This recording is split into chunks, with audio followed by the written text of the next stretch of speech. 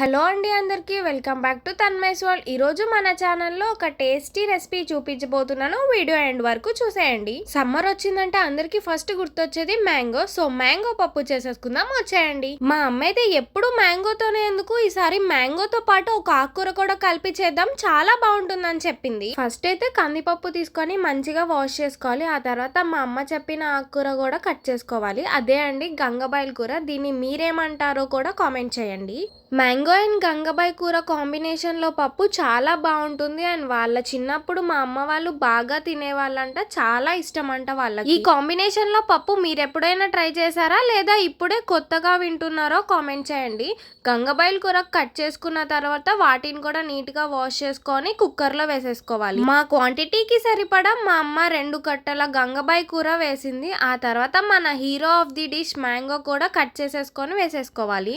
మ్యాంగోతో పాటు కట్ చేసుకున్న పచ్చిమిర్చి కూడా వేసుకోవాలి. దాంట్లో కొన్ని వాటర్ కూడా పోసుకోవాలి. సాల్ట్, పసుపు ఏమి వేయకూడదు.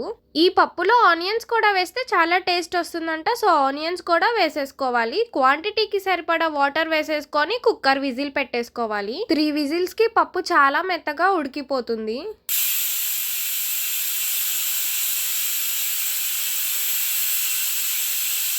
ఆవిరంతా పోయిన తర్వాత మూత ఓపెన్ చేసేసరికి స్మెల్ అయితే మస్తు వచ్చింది అసలు. 3 విజిల్స్ కి పప్పు చాలా మంచిగా ఉడికింది. సో మన క్వాంటిటీకి సరిపడా వాటర్ పోసేసుకొని మళ్ళీ స్టవ్ మీద పెట్టాలి. ఇందులోకి మన టేస్ట్ కి తగినట్టు సాల్ట్, పసుపు, కారం వేసేసుకోవాలి. ఇప్పుడు ఇందులోకి మంచి తడకా వేసేస్తే యమ్మీ మ్యాంగో పప్పు రెడీ అయిపోతుంది.